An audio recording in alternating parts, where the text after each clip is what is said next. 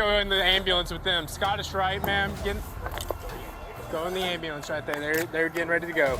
This is Mom. Hi, sir. I understand, sir. Can you talk to me for just a couple minutes? Sir, the EMS just pronounced her deceased. Oh my God, man. Children are, of course, the biggest gift life gives us. And when they're taken from us, it leaves irreparable damage. Today we take a look at innocent lives taken too soon, and the moment a father realizes his daughter was killed. On a summer day in New Mexico, police respond to a call claiming a 13-year-old girl had been shot. Officers arrive at the scene and do their best to save the child's life. Were you here? We'll get with your started. You said you do have a pulse? Down.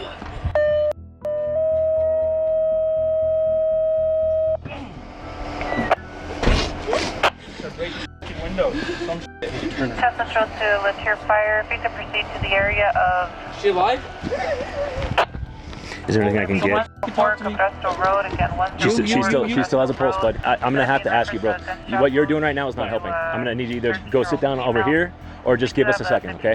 You don't need to be upset. My sister. I understand it's your sister. I understand, but what you're doing right now is I understand, but what you're doing right now is not helping. Okay, I'm not trying to be an asshole to you. Yeah, you are. I'm not trying to be an asshole to you. I'm trying to help you, buddy. Yeah, you are. Okay?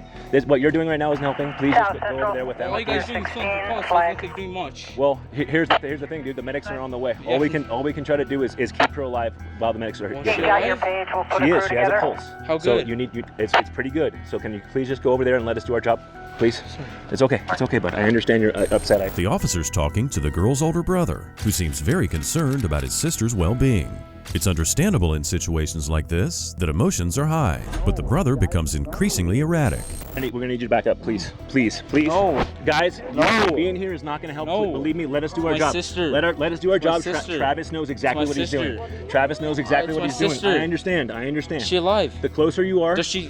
the closer. Hold on. Yes. Does she have a pulse? She has a pulse. Right okay? now? Yes. Right now? She has a pulse. Right now? I just need to step back for a second. I understand it's your sister. I understand you love her. We're gonna do everything we possibly can to help her. Okay? I promise you. I promise you that. Okay? It's okay. It's okay. go. I understand you're mad. go. I understand you're Let mad, go. bro. I'd be mad too. Let go. Buddy, I'm gonna need you to step back because Let go. they're working on her. Let them work Okay, on her. I won't touch. I'll just. Stop yelling at Just them. wanna come close. Stop freaking out. Just let us do our job, okay? Somebody needs to tell me what I happened. don't remember. We don't remember. I'm out of it right now. Does somebody pass by? 16, go. Station. It's running through my head so Be fast. that. Okay, who else is here? Is it just you guys? Walking while she got shot. Can you show me on the street where it was? Supposedly it's a drive-by that happened near the road. Law enforcement searches the road, but can't find any evidence of a shooting. Then the case takes a heartbreaking turn when this 13-year-old girl is pronounced dead. Now this crime's become a murder. As police begin to interrogate all the witnesses, they uncover a chilling new twist in the case. We were all chilling, having a good old time, and we just went to the backyard and we're done messing with his goats. And we ended up going to the front, and we ended up going back to his house. And then next thing you know, he pulls out it's a revolver, the one that has a spinning barrel.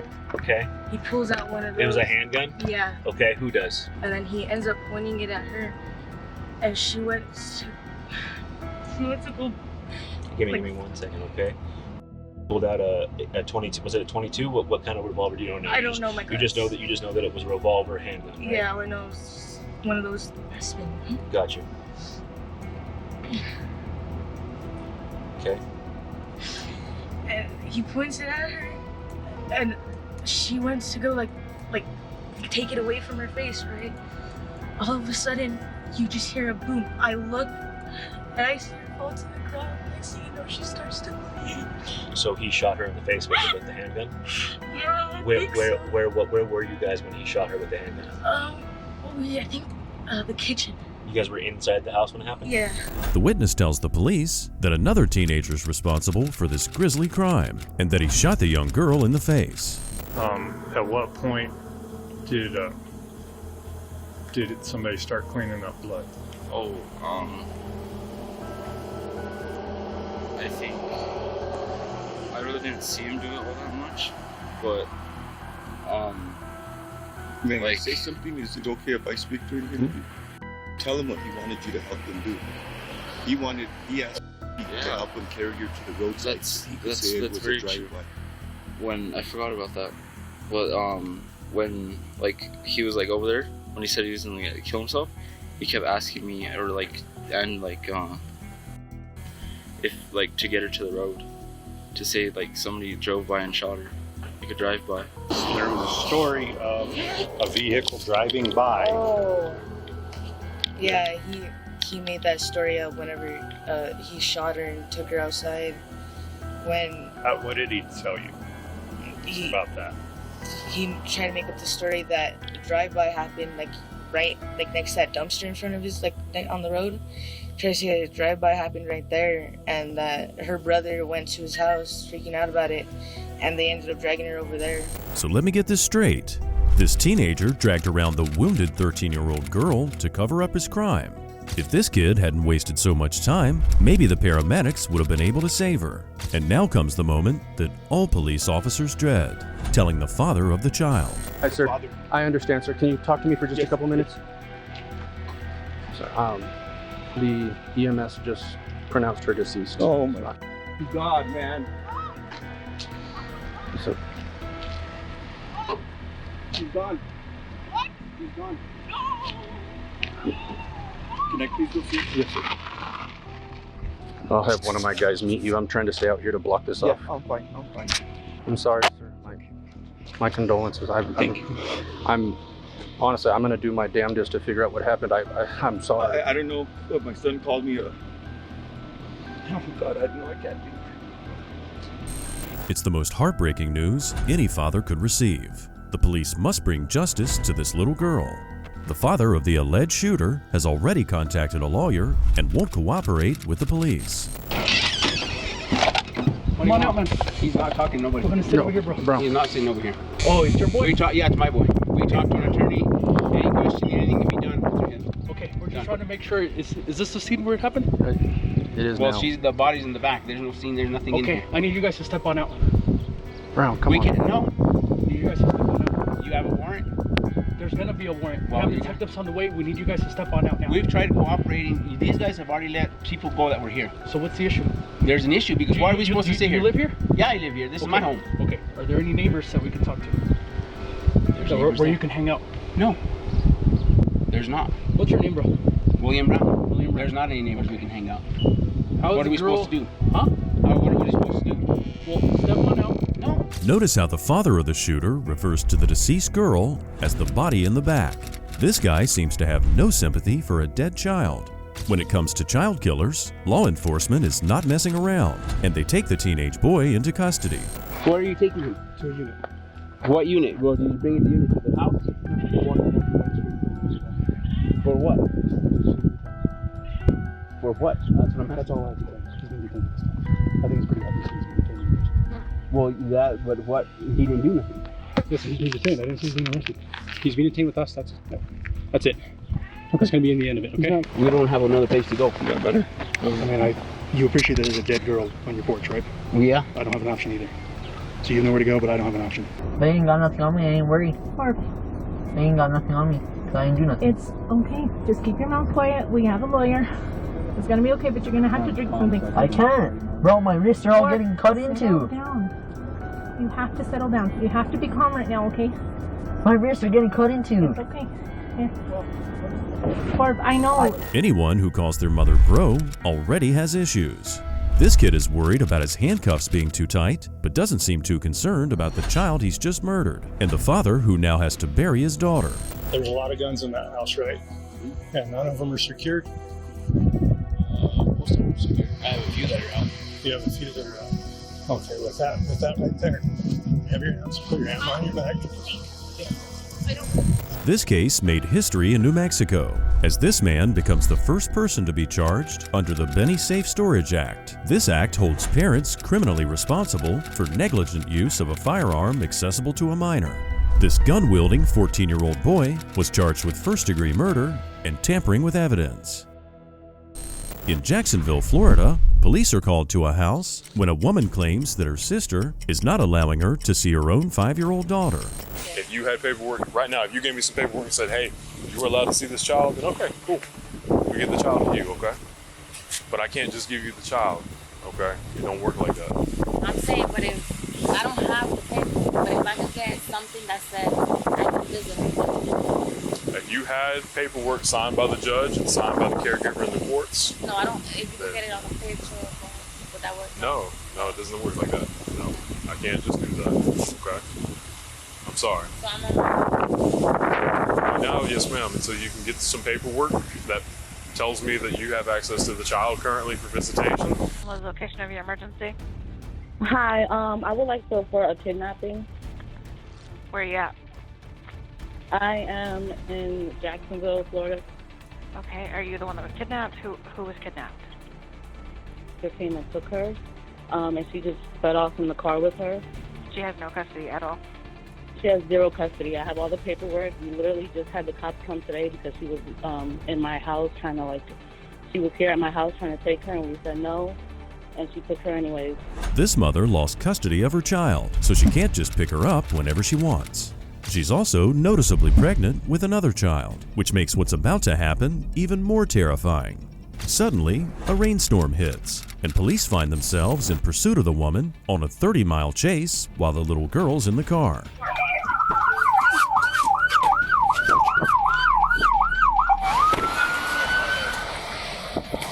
She's all the way out there. Yeah, victim's in there. Papa 794. The vehicle's in the middle of the pond. We're gonna enter the water.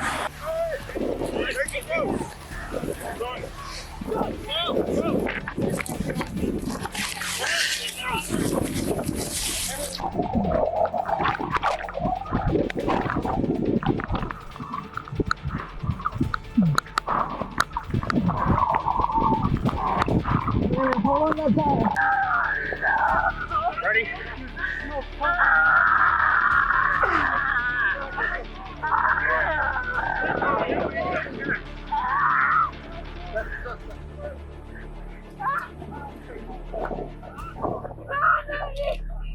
Was there a child in the car?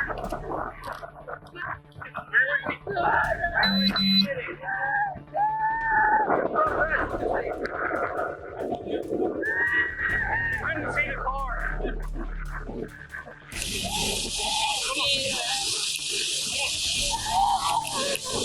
It's a tense and chaotic scene as police realize the child's still in the car. The woman is screaming for her baby, but if she truly cared about her own child, she wouldn't have put herself in a position to lose her. It's a race against time as the rescuers dive into this dark water to find this little girl. 10 feet that way! 10 feet this way!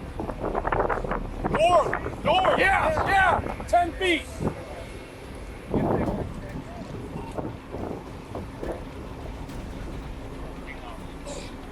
Hey, Chip!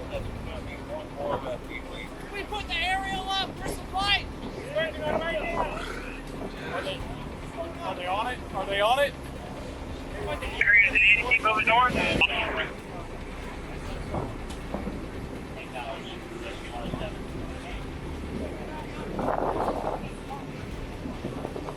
When he extends the aerial, get somebody on the tip looking down. On the aerial. Lights. That's what he's doing. Rescuers did their best to search for the child, but unfortunately, they couldn't get to the car in time to save her. Her body was recovered inside the vehicle when the car was pulled out of the lake later. And what was the mother's reaction to killing her own daughter? Los paramédicos. Can you take that shit off for me? This? Yeah, I don't need that. You're gonna get cold, okay? Okay. We're just trying to give you a little decency, alright? We'll look for later. Give my daughter some decency. Your mother, you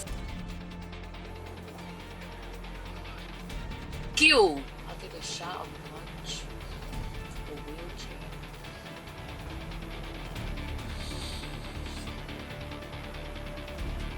I'll take everything up and drown myself too, baby. Because I know how to survive. Who's believe together?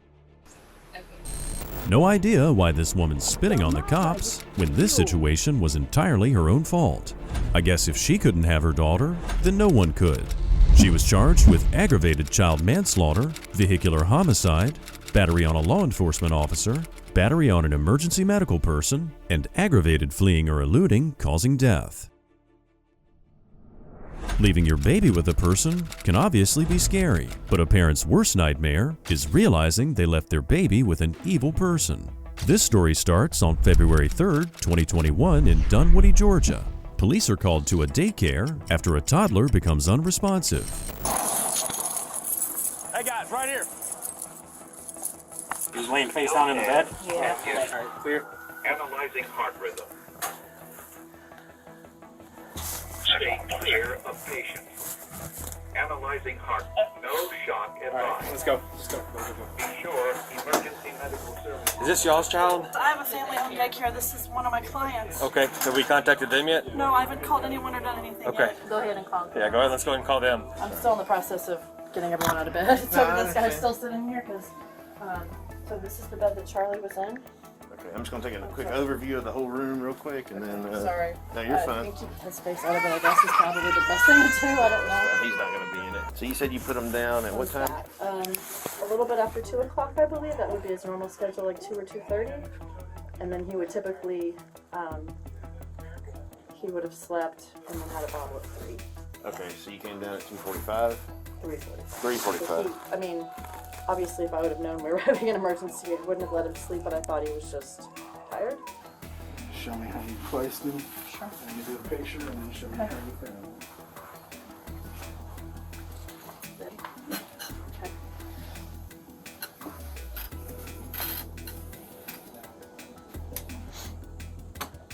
And there was another child in there, so you put him down and picked one up, right? I did. So he's in there by himself. He was, yes, yes.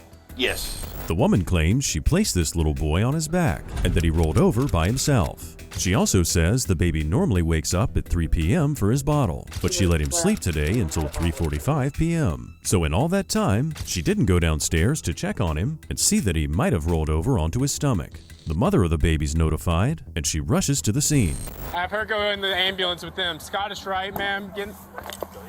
Go in the ambulance right there. They're getting ready to go. This is Mom. So I noticed you have cameras. I do. They record 24/7? I believe so, yeah. Or is it just motion? That's a great question. I'm not positive. Okay, that's okay. Will we be able to access those? I think so. And get the footage? Like the families don't. It's not like something that I share with the families. It's a closed. No, yeah, no, I understand. Where's the mattress pad? She said that was the mattress pad, but it looks like it's... There's no pad in there. I know. That's what I said. But she said that's what he was sleeping on. They're all like that, though. I don't know what to tell them either. Tell them a baby had an emergency and... I can escort you out when you drop the babies off. All right. If you have any questions, I can answer those questions for you. This woman seems more upset now that she has to tell the other clients what happened than she was when she described how she found the poor child earlier. This situation takes a turn for the worse when after 6 attempts to get the baby's heart started with epinephrine, the little boy dies. His parents return to the scene. Hi, sir. I'm not going to hold you here for right now. I am Detective Taffer. I work with the Dunwoody Police, okay? I'm going to go ahead and let y'all go home. I got some phone numbers for y'all. Let me make sure they're correct, because I will be coming over later, or at least following up with you.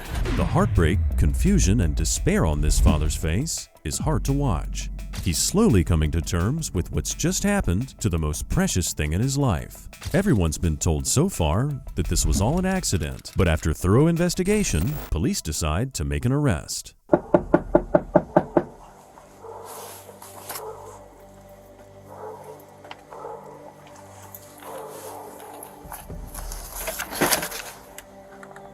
Hey, Miss Amanda. Oh. Can you step out here for just a minute, please? Okay.